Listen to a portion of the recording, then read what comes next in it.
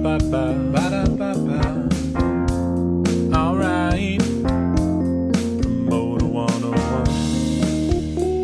Promoter 101. Promoter 101. Promoter 101. Promoter 101. Promoter 101. Promoter 101. Promoter 101. Promoter 101. Greg Perloff, Another Planet Entertainment. I'm on Promoter 101. Hey,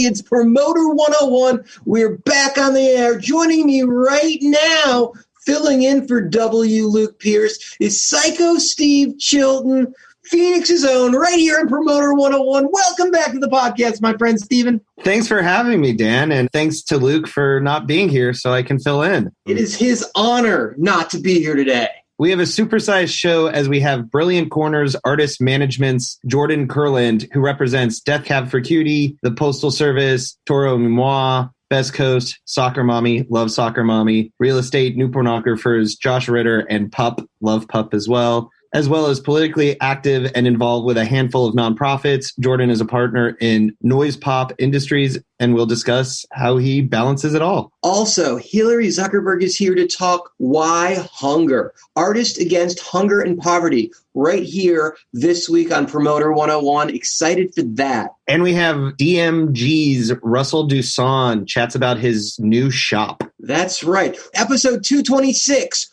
starts right now. Hey, this is Bill Silva from Bill Silva Entertainment. You are listening to Promoter 101. However you found us, however you got your way here, feel free to reach out to me and Luke. Hit us up on the internet with your requests, your topics, your concerns, your dietary issues. That's Steiny at promoter101.net. Operators are standing by. Come join Promoter 101 in the conversation on Twitter. This show is Promoter 101. Luke is W. Luke Pierce, and Dan is at The Jew. Instagram, the show is at Steiny Promoter 101. Dan is at Dan Presents. Luke is at W. Luke Pierce, and I'm at Psyko Steve. Also, we're on Clubhouse, the second Saturday morning of every month. Join us for the Promoter 101 Clubhouse Book Club. We meet this Saturday, May 8th, 8:30 a.m. Pacific, 11:30 a.m. Eastern, with very special guests discussing Never Split the Difference by Chris Voss. Please pick up a hard copy or the audiobook and join us May 8th on Clubhouse at 8:30 Pacific Standard Time to discuss. You don't even have to have read the book. You can come to preview the book. But we've got some great guests. Smitty's going to be with us. Sean Striegel's going to be with us. And Larry Weintraub will be with us. And, of course, me and Luke will be hanging. So it's going to be a good time. The book club this Saturday, May 8th, 8:30 a.m. Pacific, 11:30 a.m. Eastern. Come check it out. I got to still finish reading the book for that. It's going to be fun. Are you reading it? Yeah. Game on. You can now find us on Clubhouse every Tuesday night at 6:30 p.m. Pacific, 9:30 Eastern. Promoter 101 Storytellers Live, a new weekly interview series as part of Promoter 101 on Clubhouse. Iconic guests sharing some of their favorite industry tales, followed by a Q&A moderated by Dan. This week's guest on May 11th is Wayne Forte. May 18th is Jake Gold, and closing out the series on May 25th is Dick Wingate. Hey, this is Michael McDonald with Mick Management, and you are on Promoter 101. News of the week. So, Steve, there's a lot going on out there right now. Shows are starting to come back. We're seeing good on sales. We're seeing a lot of traffic on the road. We're seeing one-offs. We're seeing weekends. And we're starting to see bands put full-on tours on sale. Are you seeing much of that in Arizona? Oh, absolutely. Arizona's back open in a lot of ways. Is starting to see some small shows. And are you guys open at your venue? We've started doing some small local social distance things, kind of putting our feet back in, trying some things out. So I think we're thinking June for starting some full capacity shows. Awesome. Red Rock started doing shows socially distanced at lower capacity last week. The big famous horse race, the Derby, had 50,000 people in attendance this last weekend. We're seeing on sales everywhere. Emporium promoted our first show this past weekend in Huntsville, Alabama. Excited to say Black Jacket Symphony played to a sold-out crowd, socially distanced and safe, I may add. And I took my first trip on an airplane in 13 months. I got to see you, Steve, and have Portillo's with our good friend Randy Vogel. That was a fun night and way too long. It's been way too long since we got to hug. It was great. It was fun hanging out. And then totally randomly after, Randy took me to see Alice Cooper, and I saw a real concert on a stage, and it was pretty awesome. Randy Vogel, Alice Cooper, Portillo's, all in one night. Could only happen in Phoenix, Arizona. You gotta love it. There is all sorts of new agencies popping up as a result of COVID, and now a few new promoters have started to pop their heads up. Right now, brand new announcement, DMG presents. Russell Doussan has hung his own shingle and is back in the game, and he's here to talk about it. Congratulations and welcome to the show, Russell. How does it feel out there being a brand new indie again? Familiar, but different.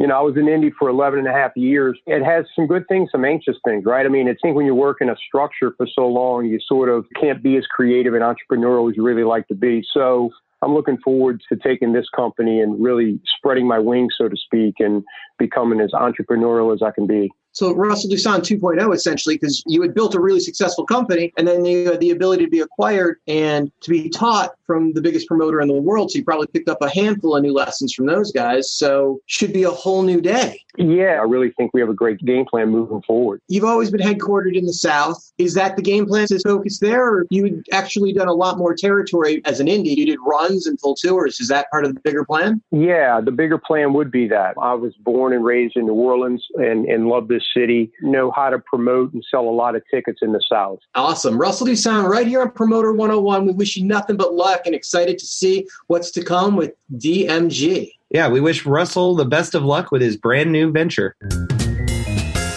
Hi there, this is Jody Goodman from Live Nation San Francisco, Northern California, and I am on Promoter 101 with Steiny in the house. Up next, Hillary Zuckerberg talks WhyHunger, Artists Against Hunger and Poverty. Welcome to the podcast, Hillary. Thanks. I am happy to be here. Tell us about WhyHunger. What does WhyHunger do? So WhyHunger was founded by Harry Chapin in 1975, and radio DJ Bill Ayers, who was on WPLJ in New York for like 40 plus years in this midnight show on Sundays. Harry and Bill just had a vision that in a world where there was clearly enough food for everyone to be fed, no one should be hungry. The idea is that feeding people isn't just the answer, right? So what we believe in is we believe in supporting communities on the ground, grassroots groups. Some of them include food banks and food pantries, but some of them are also like urban farms and urban gardens and farm workers and all the people that are involved in our food system who need to come together to find grassroots solutions to ending hunger and poverty. And that also means that we're going to be focused in on root cause issues. Here's the thing. If you're in a community in New York City, let's say you're in East Harlem, your needs, if you're someone who's struggling and can't feed yourself or your family, your needs look different than someone who lives in Oklahoma in a rural area. Your needs look different than someone in West Virginia. So the blanket policies that end up coming through government to support people aren't based on needs. They're based on blanket policies, numbers, and that kind of thing. So what we believe is that if communities come together and we can support them financially, with technical support, with bringing those community groups together to talk about best practices, if we can make that happen, those community organizations will be stronger and they will figure out what works for their own community, and then they will help the people in their community. So, for example, one of the things that we work on is making sure that food banks and food pantries are actually distributing healthy food to people. It's not just about a can of soup that's filled with sodium and fillers and all these things that really aren't going to nourish people, right? We need people to not just get fed, but we need them to get fed well, because what happens is you get fed food that isn't good for you, you get sick, and then you have another problem on top of the fact that you can't feed your family, right? Then you got to pay medical bills. So if we can focus food banks and food pantries into changing that mindset, and we can bring them together to have those conversations and talk about what works for them so they can learn from each other, they can do better things for the people in their communities. It's all these basic human needs that need to be met in very specific ways for different people, and people in communities know what their needs are, and we need to make sure that they're met. That's what WhyHunger does. Okay, so let me see if I've got this. As WhyHunger, you guys are using the channels that exist through the food banks and the farms and the other distribution centers to bring them all together and focus on a granular need of what they need to help the people in their communities better, and not just with a blanket policy of this is what America needs, but this is what they need in Columbus, Ohio versus what they need in Detroit. And you use your technology and your resources and your networks to help bring all of these resources together to do what's best for the people in that community and to give them the resources of what they need most in that particular community. Do I have that right? Yes, exactly. It's about building movement. It really is, right? We see social change happen when movements come together. There is a social change that needs to happen around hunger and poverty, and that's what we want to help fuel. Well, let's see if we can do some good and see if some of our listeners will help out. How can people help WhyHunger and contribute directly to the cause so you guys can do more good? Where can they go? How can they help? Call to action right here, Hillary. I love it. The top two ways is they can go to WhyHunger, WhyHunger.org/donate. And you can donate $5, $10, whatever it is, you can donate. And that's tax deductible, right? It is. You can go to your company and get match donations, all that stuff. But I think knowing who a lot of your audience is and what my job is to work with musicians and celebrities who are interested in this work and want to raise funds and awareness for our work and our partners' work. Again, we don't take a top-down approach with working with organizations. We are just here to help elevate them in a variety of ways. And one of the ways that we've done this, and I know a lot of organizations do this, but we've been doing it for a long, long time, is connecting grassroots partners around the country with tours and then allowing them to be on site. So it's a little different than some of what Reverb and Headcount do, because we actually can get local organizations, the food banks, the pantries, the farm workers, to come on site at shows in local markets. So if you really want impact in a local market when you're touring, that is something that we can do. And we've done it successfully, and we really kicked it off many years ago. Okay, so if there's an artist manager or a venue listening that would love to get you guys in the lobby helping out, they could email you directly? Totally. Absolutely. And that's at? Hillary, HILLARY at WhyHunger.org. Awesome. I love it. Giving back, Promoter 101. I appreciate you making the time, and I'll find my way to the website today to do my part as well, because I think it's a great thing you guys are doing, and we need to get America fed. Thank you so much, Hillary. Thanks, Dan. Well, the website one more time is? Our website's www.whyhunger.org. That's WhyHunger.org. Donate today. Thank you, Hillary. Thanks, Dan. Love the work Hillary is doing. Keep it up. It's great that she's lending a hand and doing so well for the needy. Love Hillary. She's been a friend for years, and she's doing great work out there. Please make sure you check out WhyHunger and support them and make a donation. I already did. I suggest you do as well. Mitch Blackman from ICM on Promoter 101 with Dan Steinberg. Tweets of the week. Let's just tear off the Band-Aid and get into tweets of the week. When a competitor outbids you by such an amazing margin that instead of trying to match, you just urge the agent to confirm to your competition before they come to their senses. Hashtag take it quick. Just because he doesn't know any better doesn't mean I don't. Go ahead, take his money, just like the casino's taking his chips. If someone views your profile on LinkedIn but does not friend you, is that an act of passive-aggressive disapproval? Steven, would you please accept my contact request already, please? Maybe. All you can ask for. So the news is reporting on red meat. Fox and CNN have very different takes. And all I can think is how great it is that it is all they have to report on today, thankfully. It's so fun that Fox actually had to retract the story after it was said and done, too. So it was a fun story that had nothing to do with anything, and they had to take it back at the end. Go figure. So there you go. That will do it for Tweets of the Week. You can follow Dan at The Jew on Twitter. I'm the Jew. This is Adam Stroll with Cervantes and AEG Denver, and you're listening to Promoter 101. In our featured session this week, we feature Brilliant Corners Artist Management's Jordan Kurland. the loyalty that your bands have shown you for what would be a small to mid-sized management firm over the length of time that you've kept them is rare in our industry to have acts as big as yours that have stayed loyal. It's clearly a testament to you in the industry. And I think there are a lot of younger people in the industry that would be curious to hear your philosophies and business practices that have made that possible. I think that, first and foremost, shows the integrity of our clients. They feel like they're being well represented and taken care of and don't feel the need to make a move. Obviously, all artists are different and some get antsy and some don't. But, I feel like for us, it's pretty simple. It's, artists first. We represent them. We listen to them. We sometimes don't agree with them and try to convince them to otherwise. But at the end of the day, it's our job to represent our artists in the way they want to be represented. We also, it's a lack of a better term, a no asshole policy for our clients. Life's too short. I want to work with artists that are respectful. It doesn't mean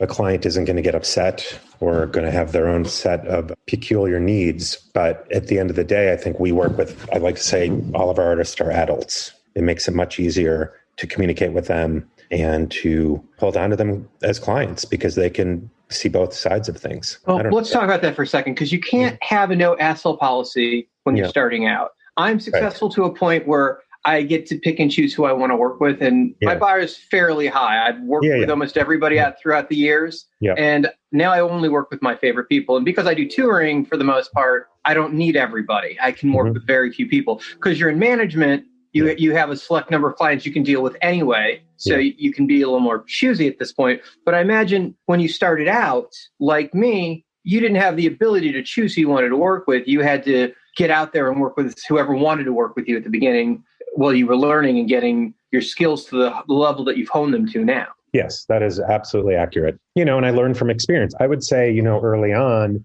I had one client with addiction issues. And, this is when I was still in my mid-20s. And I had one client who was very obsessive compulsive and not the nicest in the world. And I had one client who was very demanding. I learned from that how I wanted to spend my time. And again, that's not to say that, everyone has their moments. I'm not going to sit here and say our clients are never upset with me or the company or they aren't a challenge. But at the end of the day, I think we kind of attract, the way that we manage attracts a certain type of client, if that makes sense. But yes, I would be lying if I sat here and said I wasn't so fortunate to have an artist like Death Cab for Cutie who has done well for a long time and, provides a stability to me in the company that allows us to be more selective. I've noticed, Rob Lights is the same thing about CA. They have a no asshole policy. Yeah. And I found that most of the people that I've dealt with at his firm actually are very easy to deal with. And I've seen some people that have been asked to leave, but I don't think if they were a smaller agency, that would be as easy. I don't think you can be in the business 2 seconds and say, I'm not working with this person, this person, this person. I think you have to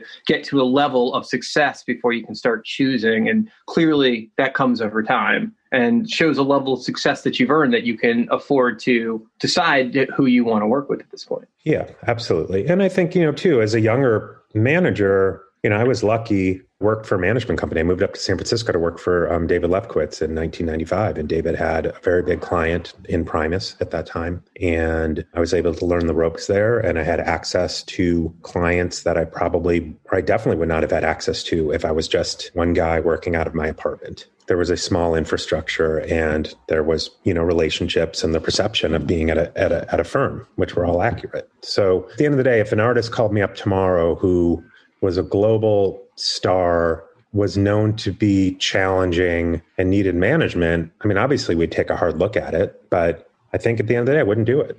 I'm 48 years old. I've always set out to be successful in this business, and I feel very fortunate and enjoy where we are, but I've never set out to be the most successful person in this business. It's not. I think it's a balance of getting to work in this profession that I set out to work in when I was 20 and still be here doing it, but also balancing between being a parent and having a nice lifestyle. The fact that you live in San Francisco is an interesting thing because, and you said you're not trying to be the biggest manager in the world. And if you were, you probably have to be in LA, New York, or Nashville, or London to pull that off. Well, you're close enough with an hour flight to LA. Being in the Bay, you've removed yourself from the middle of any of the biggest business hubs of our industry. Yes. Although we're living in a moment where, and forget COVID, forget we're all working from home, but we're living in a moment now where it doesn't really matter where you live as much as it did when you made the decision to live in the Bay. as living in New York, Nashville, or LA, probably for you, New York or LA, really would have been more beneficial as far as the environment of being in the middle of it. Now that the industry has changed so much to a internet-based platform via email, an occasional call, and even DMs from time to time, do you need to be in the same city as New York or LA to be a big manager now? Can you be just as successful living in Omaha if you already have the connections in place? I think there's pluses and minuses. And, not getting into my origin story, I did live in LA right after I graduated from college. And, I wound up in San Francisco because of the job opportunity. And I did not expect that I would be here more than a year or two. But I do think that now it is easier to operate. Pre-COVID, even, it's easier to operate from outside those hubs. But yeah, you have to work a little bit harder to stay on people's radar, in terms of attorneys and labels and et cetera, as far as getting client referrals. I don't see X attorney walking out of the Bowery Ballroom on a Tuesday night who says, oh, I just picked up this client that's signing to X record label and they need management, right? So the flip side is, I think, in terms of how we make decisions and how I made decisions early on, I never got caught up in, the lack of a better word, in the industry bullshit of what to try to manage and what to sign. And we really were able to kind of chart our own course as far as our roster. And another nice thing is when I am in LA or New York, I get meetings because I'm not there all the time. Disadvantages also is I travel a lot more than I would if I was in LA and New York. Let's say I'm traveling, if I lived in LA or New York, I'd be traveling 30% less than I do. And let's acknowledge the fact that San Francisco is not exactly a small DMA. It's the fourth biggest market in the United States when it comes to media market, combining the entire Bay. So it's not a small market. And Greg's there, Sherry's there, Alan's there. You're going to, you got a big Live Nation office with Jody and Michael there. The AEG folks, Golden Voice guys are there. It's not a small market. Plus Frank Riley's set up a fairly big independent shop there, if not the biggest independent shop, as well as Tom Chauncey. You've got a serious market there. So I don't want to undersell that you're not in a real market. You're in the fourth biggest market in the country. So I think we're making it, but it's not the fourth biggest music business market. And there's not, and it's in a market that's been very challenged for artists over the last 8 or 9 years, but really since 1999, because it's been so expensive. There is not, I do feel like there was a strategic advantage for a while being here at the onset of Apple Music, when the music tech companies were here. We're in the Bay Area. They're not really anymore. Everyone's left. Most of the people have moved to LA or Nashville or New York. But there were a few years where it was really advantageous to be able to go down to Cupertino to play the iTunes folks a new record or running into them at shows. That gave me kind of a brief justify my existence of being in the Bay Area at that point, beyond just wanting to be here. It's not like you're like Fred and Dan 30 years ago when they started Monterey, where you're just completely on your own island. There's a real city there. Yeah, there's a real city here, and there's a music community here. There aren't a lot of managers anymore. There aren't a lot of labels. I mean, there was more. It's interesting. I think on the promoter side, it's certainly more competitive than when I moved here, because when I moved here in 1995, it was really just Bill Graham Presents, and some other smaller ones, but there were more managers, there were more independent record labels up here at that point. Now I think, kind of the live music sector's grown over the last almost 26 years that I've lived here. So you got offices in San Francisco, New York, Seattle. And you've got a fairly big team. Death Cab for Cutie, obviously, is what you're known for at the end of the day, but you've got a strong client list across the board. So multiple offices in multiple markets. How does that benefit you having multiple offices and a team? Well, I think the multiple offices, especially having a presence in New York is important for us. And our goal for 2020 before the world shut down was to have someone in LA as well, quote unquote, boots on the ground. And as we were talking about, having boots on the ground in those markets where the bulk of the industry is based. As far as our team, we're a small to mid-sized. We're a boutique management company, right? There's less than 10 of us full time, and we provide services. We have a touring director, we have a digital person in-house, but we're not a Red Light or Artist Nation or Maverick or what have you. But philosophically, I've built the company in a way that we can augment the needs of whoever our partners are, in terms of record labels, and that's what we'll continue to do. Now, a lot of management firms have very diverse artists that couldn't play together, but your entire roster could actually make a great summer shed package. You guys are in this world of hipster to alternative and maybe classic alternative, it's like where Josh Ritter could play with Ani DeFranco, but could certainly still play with Death Cab. And, new Pornographers could play with anybody on your roster. And, it's like Soccer Mom's maybe a little younger and hipper than the average band there, but like they're all very hip and any one of them could break a radio single at any moment. And usually at any given moment, one of them has. Yeah, no, absolutely. I mean, part of it is, it's what we love. And I think as a manager, that's the most important thing is that you work with something that you really love and believe in and you could listen to all the time. And when you wake up in the morning before you go to bed, while you're brushing your teeth, etc. We have worked with things that don't maybe fit down the same lane. I mean, the first artist I ever worked with, we went to college together and I started managing him when I was a senior in college, is Matt Nathanson. I worked with Matt for 16, 17 years, a good deal of success towards the end of that relationship, but it can be challenging to know a lot of different worlds, right? To really know the players in a lot of different worlds. Not that I feel like I can manage anything. I feel like our managers can manage anything, but we also know what our sweet spot is. And that doesn't mean that I wouldn't love to manage artists in other genres, but take Toro Y Moi. Toro has one foot in the world that you referred to, right? Like more of the indie rock or classic indie space, but he also has another world in, more of the hip hop, soul, it's R&B, et cetera world. So, and that's something we get to help him navigate. And it's really fun to be able to do that too. As far as packages, we've done it over the years. Death Cab's taken out a lot of our developing artists over the years, which is awesome. They would never do it unless they actually liked a band, because we've tried to put stuff on shows, on tours with them that they said no to as well. But it helps. It really does help. And, there are pitfalls to putting bands together on a bill. I can only imagine what it takes to get that Green Day, Weezer, Fall Out Boy tour that, was supposed to happen last year together, and how those bands feel at certain points, who's playing when and who's reacting to what the audience is reacting to. But, I think we're about to enter a time next year when every artist in the world will be on tour, that packages are going to be very, very important if you want to sell tickets. It's going to be a whole new world next year. So I think the package that you were just referring to, that Green Day package with Weezer, is impressive because what Rich had figured out with Ryan McElrath was that people do enjoy the event. Yep. And there was something about when Lollapalooza used to tour in the amphitheaters and you could see all of these bands, and if you could just make plans to get free for a day and you could get 4 or 5 bands in that you like, that would be awesome. So the idea of taking 3 or 4 headliners and putting them together in the stadium and creating a bigger event than the normal show would make people excited for a 1 + 1 + 1 = 7. And I think we're going to see more of that because of the success of that tour was huge. And same thing with the Motley Crue Poison, Def Leppard tour.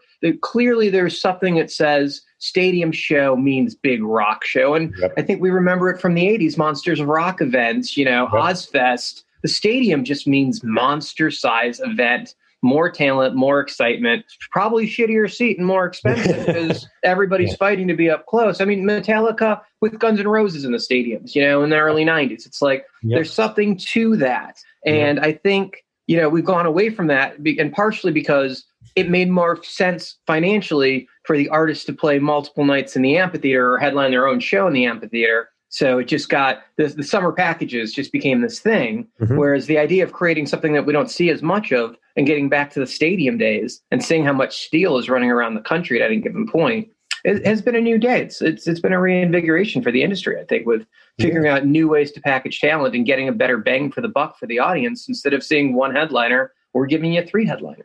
Yeah. And I think it's, I think it was moving in that direction. Like, as you just said, it was moving in that direction prior to COVID. We're seeing more and more packages. Death Cab last summer, we took out Jenny Lewis for a number of dates. And those shows did super well because people want to see both acts. And it's a way to stretch the dollar in a very competitive touring marketplace. I just think it's going to be even more intense next year because, like I said, and as you guys know, like everybody is going to need to tour next year to make money. It is going to be a total shit show of artists on the road. I mean, for fans, it'll be great. You're going to be able to see everybody. But, we're likely to be in a recession. Who knows how people are going to be feeling about safety and the virus. But artists will be out there and you have to figure out ways to be above the fray and sell tickets, because the other side of it is there's going to be a lot of records coming out next year. I mean, I know we have clients who are holding off on putting out records this year because they can't tour on it. So you're going to see a lot of album releases next year too. So the idea that because you have a new record coming automatically means you're going to sell tickets, I don't know if that's going to apply the same way. So you're saying the music industry is going to be more competitive than ever? Yeah, I think the touring industry will be next year. Because also, likely some festivals won't be back.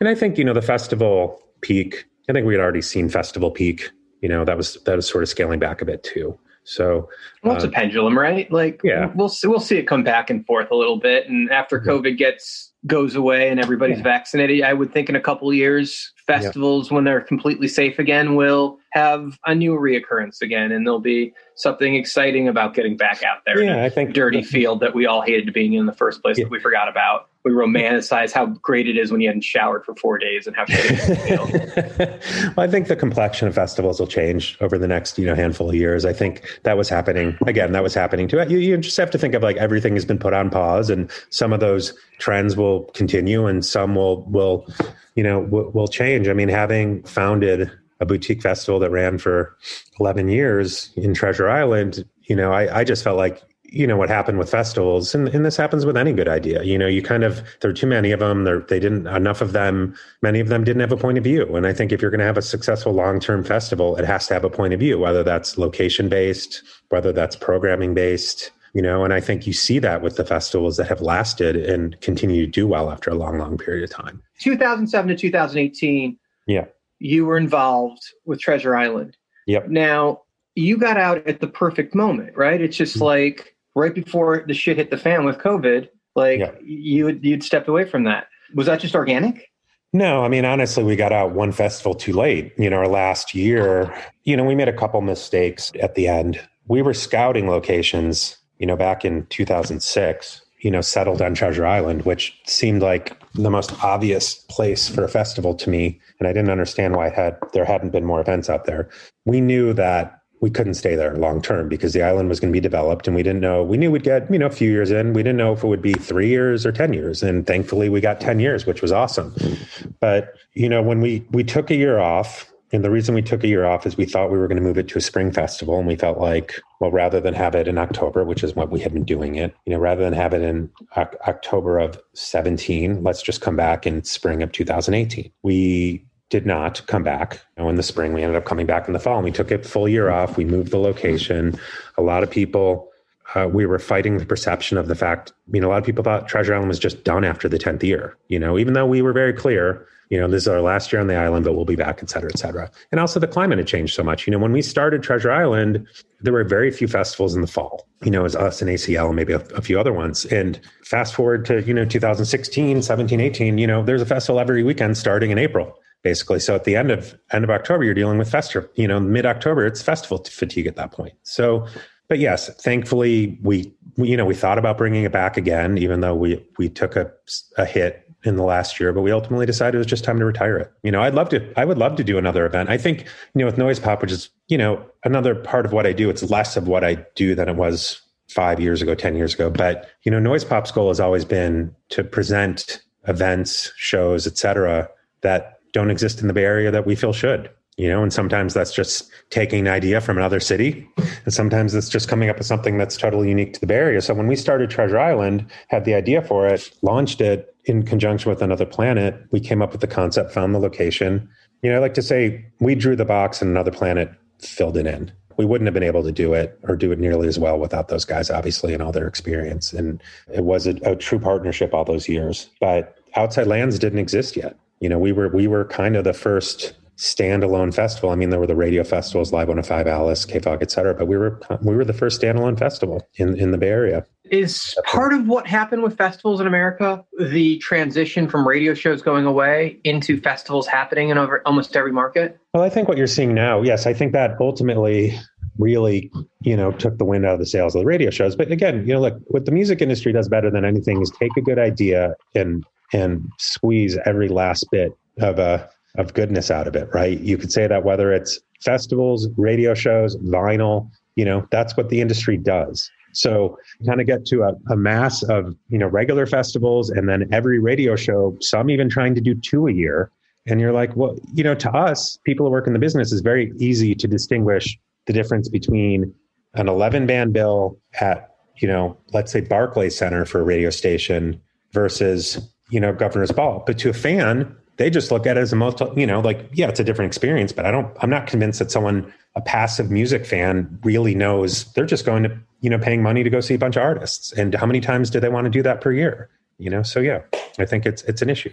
So as a high school student, I could see KTCL's Big Adventure at the beginning of the summer at Fiddler's Green, two stages. Yep. And then in August, Lollapalooza would either end or start in Denver every year. And it would be the same thing. It would be Fiddler's, 2 stages, sometimes 3. Yeah. And KTCL's Big Adventure seemed exactly like the same concept of show. It was the same genre of acts. And in some cases, an act would be so hot, they'd actually be on both the summer show for KTCL at the beginning of the summer and back on the Palooza lineup. But I would get to start and end my summer with these 2 big festival shows. And Denver was always a Saturday. Obviously, the radio show was always on a Saturday, but Palooza always gave Denver a Saturday. It was a big market. So I would get this experience of full day shows with 2 stages and popping back and forth between stages all day long.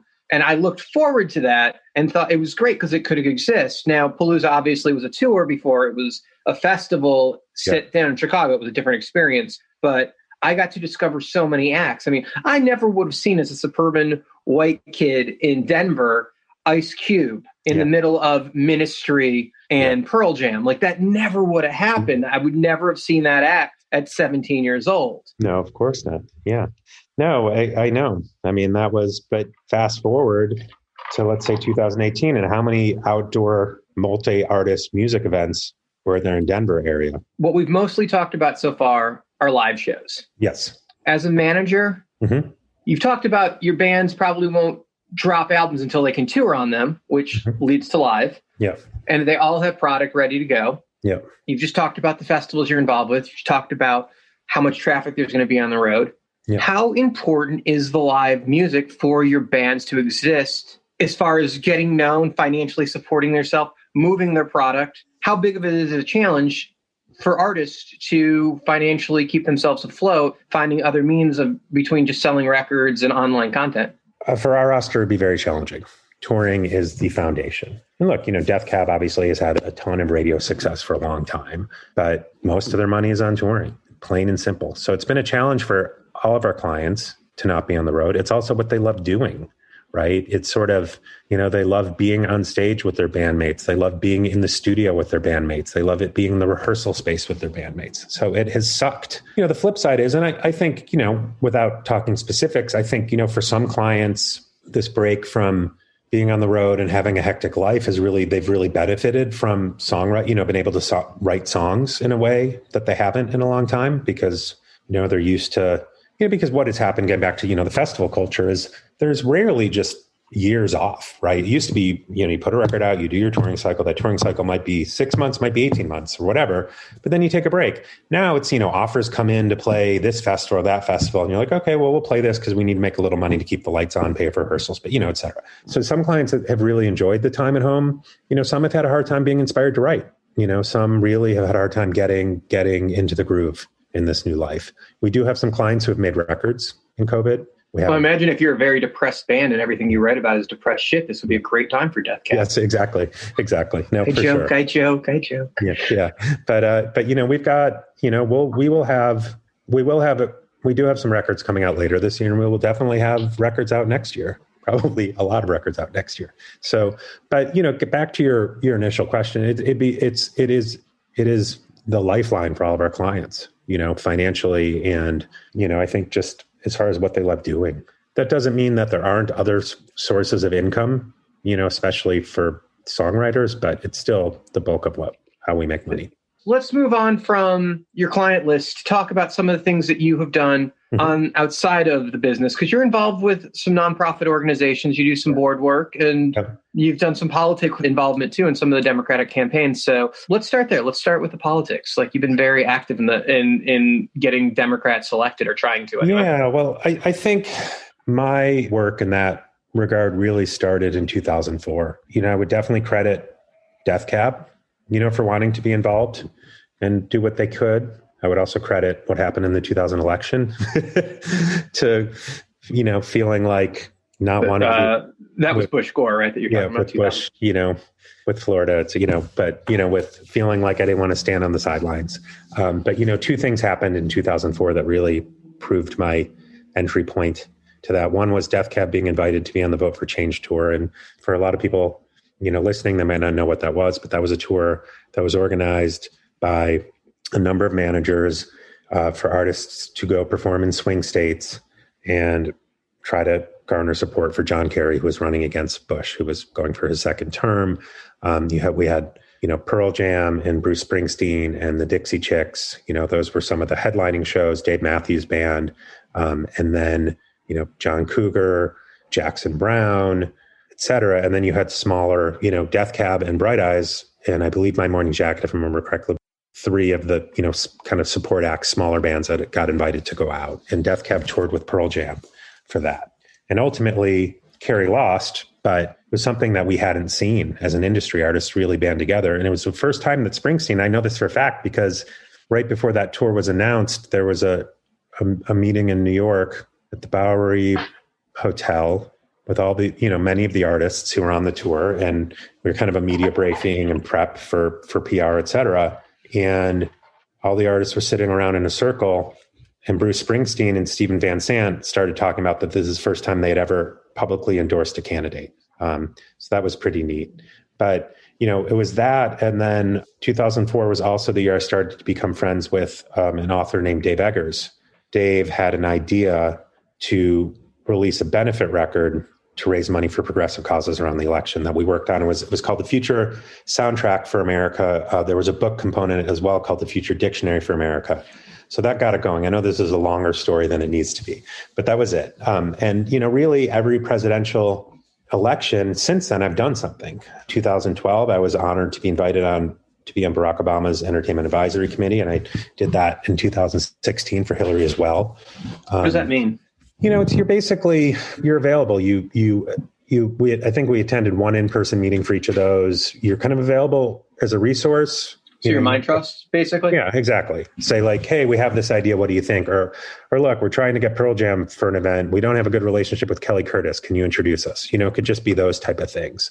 I've also, in 2012 and 2016, and this last year, done work outside of the campaigns because honestly, I feel like it's important to do the campaign work and to get artists to support candidates and do events. But, I found it's almost more effective to do things outside of it. So Eggers and I in 2012 and 16, we did projects. And then this last year, we did another one called Good Music to Avert the Collapse of American Democracy, Volume 1 and 2, which were Bandcamp Friday only releases that raised over $550,000 for voting rights organizations between the two releases. So Death Cab this past December put out the George EP, which was 5 songs from artists in Georgia, from Georgia, Cat Power, TLC, Neutral Milk Hotel, Vic Chestnut, and of course REM. And, that raised over $100,000 for Stacey Abrams' Fair Fight in a day. One of the things I love about my job, and, whether it's the political stuff or the nonprofits I'm involved with, I love that I have the ability and to do that stuff and that my career complements it and vice versa. And I have a roster of artists that tend to want to be involved.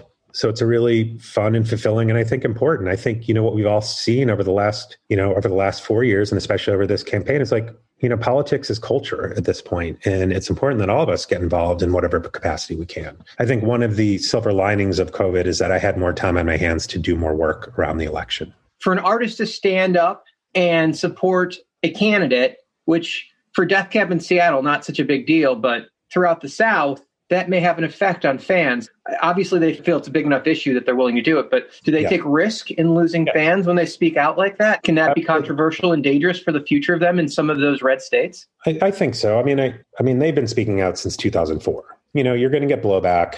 Of course, there's people who don't agree, people who are going to say, don't bring politics into music. I think politics, obviously, my opinion, politics have always been intertwined in music, not for every artist. Not every artist needs to be Rage Against the Machine. But yes, there is an inherent risk of part of your fan base disavowing you because you don't agree with their political views. Now, clearly, Death Cab's fan base is a whole lot closer to their politics center for the most part than maybe the Dixie Chicks were back when they came out against Bush. And obviously, they saw a backlash in America that affected them across the gamut and stopped them from touring domestically for a very long time. And still, that's got to be a historic lesson that not just with Death Cab, but any artist who falls in the spectrum somewhere between Rage and Dixie Chicks, or even on the other side, Kid Rock, who's very out there Republican, or Ted Nugent, there's got to be backlash on both sides. So that's got to be something that, how strongly do you feel versus can you afford to make this decision? And as a manager, it's probably got to be a hard thing to say to an act. This is a financial decision that you're making when you're talking about this, but still you're advising them. So does that fall into that process of counsel before an act comes out publicly? I mean, I'm sure we've had those conversations. I think our artists are aware. There's an inherent risk of sticking your neck out on anything, whether it's supporting a presidential candidate, whether it's being, Bethany from Best Coast doing all the work she did for PETA, or whatever stance you have, there's going to be someone that disagrees with it. And I think this is a bonus. We work with artists who are very principled and will stand by what they believe in. That's important. I don't like that, politics now, it feels like football teams, right? Like you're either Democrat or Republican. Like I'm not happy about how the way that's gone. And, certainly we don't have to talk about why that's the case, but, I wish there was a beacon of truth somewhere that we could all look to and say, this is a trusted source of information. But that's just not the world we live in right now. And I think, artists, look, if you're an artist that's not comfortable dipping your toe in the political water, and we have one that thought they did and they ultimately decided not to, that's totally fine. Everyone should do it at their own pace. But I do think, the type of artists we work with do feel a moral responsibility to stick their neck out a little bit, whether it's gun control or environmentally or it's politically.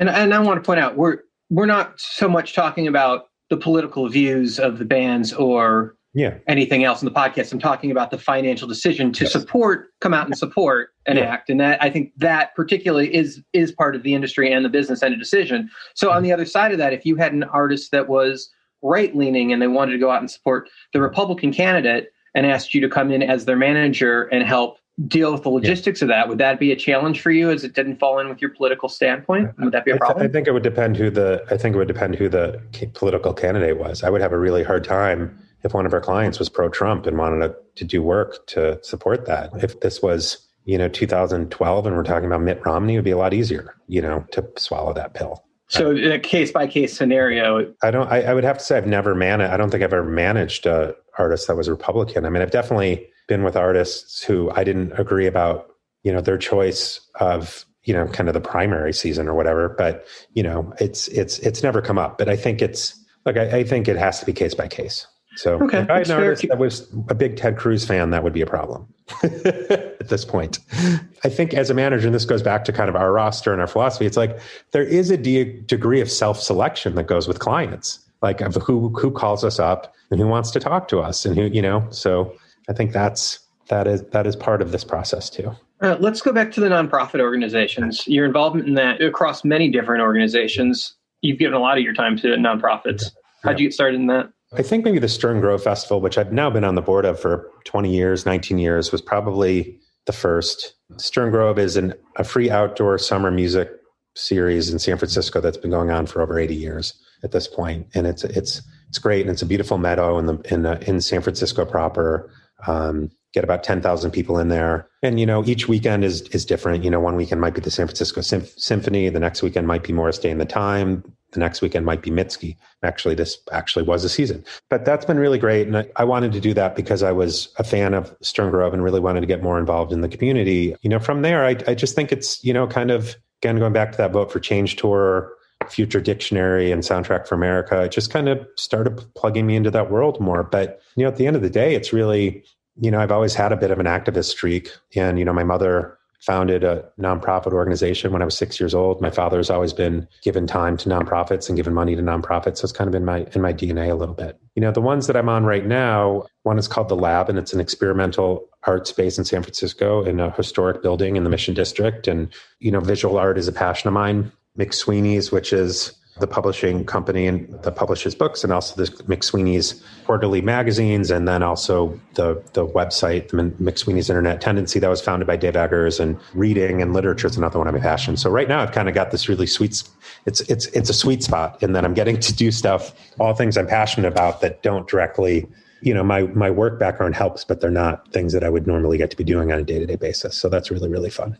No, I mean, you've got 3 offices, a large artist roster, particularly for a mid-size management company. You're involved in festivals, you're involved with nonprofits, you're involved with the campaigns. You have a family, you're hands-on with your son. Yeah. How are you finding time to do all of it? I mean, it seems overwhelming. It's not. I mean, it can be, like, look, I have a board call Tuesday night, Zoom, from like 6 to 7:30 or 7, 8, whatever. And you're like, kind of like, after a day of being on Zoom, I want to, but it's, I don't, I think it's nourishing for me, honestly, that I get to do this stuff. I feel so fortunate that one of the reasons I wanted to be a manager is because I love the diversity of what we get to do every day. I wasn't interested in being a publicist, let's say, because I wanted to do things outside of just press. And as a manager, we oversee everything. Noise pop was a natural progression from what I was doing as a manager. When I became friends with Kevin Arnold, who had founded the festival 5 years before I got involved. And I think the nonprofit work is too. I think it keeps me excited about everything, and all of it informs the other work I'm doing. I mean, yeah, it can get stressful and time consuming, but the people I work with, my staff and my partners are so great and so competent that, if I'm a little bit unavailable for a couple days because of other responsibilities, I don't have to worry about anything falling through the cracks. So we kind of skipped at the beginning your origin. So let's go back to how you found your way to the industry. I've always been a giant music fan. And, starting at age 6 when I was collecting every Kiss record. But, when I was in college, I went to a small liberal arts college, Pitzer College, outside of Los Angeles in Claremont. I grew up in Chicago area, and I went to college and I started writing music reviews for the school magazine. And through that, I thought I wanted to be a music journalist. And I also started meeting, publicists at record labels who were pitching me on, or I started meeting college reps at record labels who were pitching me on writing things, about artists. The summer before my senior year, I went to New York and I interned for a management company. My junior year was kind of a light bulb went off that was like, oh, wait, maybe, there's actually, I started to realize that there's a business behind it. Like I think I loved writing, but I also wasn't sure what else I could do around music. This is pre-internet, right? So it's not like everything's out there. So I was like, oh, wait, there's a whole business behind this. So I went to New York. I interned at a management company for summer. Which management company? It's defunct now. It's called Seriously Inc.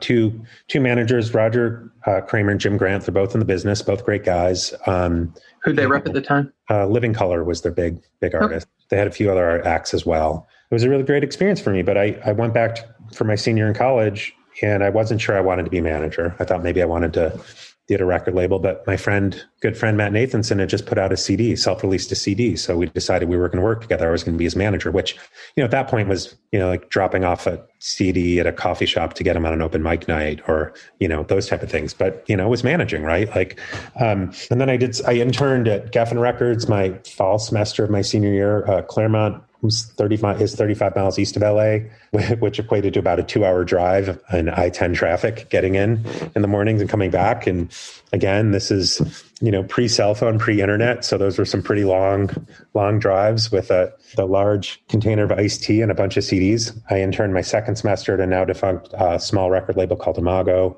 who Henry Rollins, Amy Mann were on that label at that point. And then I decided I actually did want, and I booked a festival. I co-produced a festival on campus my senior year. And at that point, I decided I actually did want to be a manager. When I graduated, that was my goal, but I didn't find a job as a manager. I got hired. My first full-time gig out of college was answering phones at the Performance Rights Society ASCAP. And that job was, the stepping stone to then you maybe be an assistant and then hopefully you become a membership director there. 2 weeks into my job at ASCAP, I got a call from David Lefkowitz's assistant because I had sent my resume up. I had booked one of their clients for the festival I curated on campus, and I'd sent my resume after. And about 9 months after I sent my resume, I got a call and said, hey, we've got a job opening. Do you want to come interview for it? And I went up over, I remember this was President's Day weekend, 1995. I went up, I interviewed, got offered the job, gave notice at ASCAP, and I was living in San Francisco 2 weeks later. And thinking that, as I said earlier, that I'd be here a year or two. It'd be a great opportunity, get to work for Primus, which is a band that I love. There were other clients as too, the Melvins, Charlie Hunter, a really cool, eclectic roster. Les Claypool from Primus had Prawn Song Records, which was through Mammoth and now defunct record label. So there was a lot going on. And I just thought... What year is this roughly? 1995. So Primus was really big at that moment. Yeah, Primus had just... It's like Primus Jerry was a race car driver moment, right? Yeah, well, it was actually Pork Soda had come out, I think, in 93 or 94. That was a record after Sailing the Seas. But yeah, they were a big artist. They had headlined Lollapalooza the summer 1993. They were... It was pudding time. Yeah, exactly. Yep. And they were one of my favorite bands at that point. And so it was a dream job, other than the fact that I literally was getting paid $8 an hour. I went from, ASCAP, although it was not the job I wanted, answering phones, it was, you full benefits, good pay, for being a 22-year-old, summer Fridays, you're done at 5:00 type thing, to going to, a much, working for less. But it's what I wanted to do. So I did that. And I started, in the low person on the totem pole. And I worked my way up, and, I continued to manage Matt Nathanson on the side. And after a couple of years, picked up a couple of my own clients, started working on Noise Pop. And then I left in beginning in 1999 and started my company, Zeitgeist Artist Management. And my roster at that point was Matt Nathanson, Creeper Lagoon, who was signed to DreamWorks Records, a band called Beulah, who was becoming a pretty big, indie act at that point, and Noise Pop. And I started my company, and, I know this is already a very long story, but the short version is it was a struggle. Unsurprisingly, 2003, Death Cab hired me. I'd been friends with them for a number of years. It was 6 weeks before, maybe 8 weeks before Transatlanticism came out. Before Transatlanticism, Death Cab was, selling 55, 60,000 records on Barsook, which was huge for that era of indie rock bands, right? Because Transatlanticism came out and blew the doors off of that. That record is just about platinum at this point. During the life of that record, it went, the proper life of that record, it went gold. And, there are a lot of reasons for that, but other than being a great record, but, the indie rock was having a moment, and iTunes Store was in full swing, and the Pitchfork Effect and the OC and all these things. But that completely changed my career, obviously. Went from feeling like I was a painter without the right canvas, feeling like I knew what I was doing, but I just didn't have the right client. And to really get involved with Death Cab at that time, and have a relationship with them already, it was just amazing. And, it was 2 years of insanity of, Transatlanticism, and then signing to Atlantic, and then Plan. So really about 3 years of insanity. And then I was able to look around and figure out what type of company I wanted to build. This brings us to 2006, and I'm just going to fast forward. So, the company's gone through different iterations. Some managers have been in the company and left. Some managers, didn't, for whatever reasons. Some clients left, some clients didn't work out. 2018, we merged with two other managers, Lever and Beam, who at the time was managing St. Vincent and Sleater Kinney and the estate of Sharon Jones. And then Josh Rosenfeld, who runs Barsook Records, but was managing Phanogram. Unfortunately, that merger didn't work out with Lever and Beam, but Josh is still a partner at the company. And we had changed our name from Zeitgeist Artist Management to Brilliant Corners Artist Management. And that's where we are today. So Josh is the person in Seattle. He's still based in Seattle. That's where Barsook is. He had put out Death Cab's first 4 records, and we became close through that. The bulk of our staff is in San Francisco, and we have one person in New York right now. When we merged with Lever and Beam, they were primarily based in New York, but some things didn't work out in that regard. So that's the long version. I probably skipped over some important stuff, but that's really it. From the start to the end of your business, you have a clear theme, and that is hard work, working with the artist and making their vision happen seems to be the cornerstone of all of that. Mm-hmm. Yeah.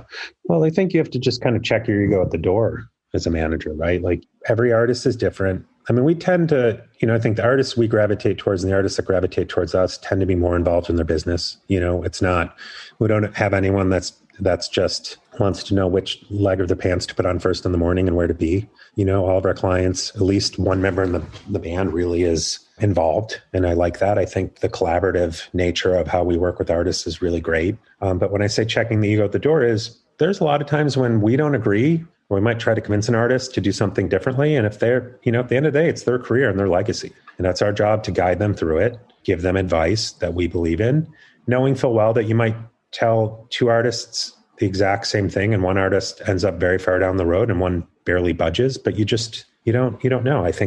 I also say this to our clients all the time is, our audience knows their fan base better than we do because they're in clubs or they're playing, whether it's, clubs or amphitheaters, to them every night. They see them. I'm not out there on the road with all of them every day. They are. So it's important for it to feel like a partnership for us. Well, it clearly shows why the business has been such a success, and you've seen the loyalty from your acts for the long stretch. Because it's really something to be said, because in our business, loyalty is not really a huge cornerstone. You see acts jump from place to place. There are exceptions, but not a ton of them. But, Irving's had the Eagles forever. Yep. So there are some exceptions to the rule. But for the most part, it's not spoken of loyalty on the level that you have received it. And obviously it has something to do with your relationship with your acts and your ability to do the job. Yeah, well, thank you. And look, and also it's, it's not only me, it's my team. Joe Goldberg, who's now a partner at the company, has been with me for almost 13 years, and he's incredibly hardworking and great. But I think, look, as long as we're honest and we work hard and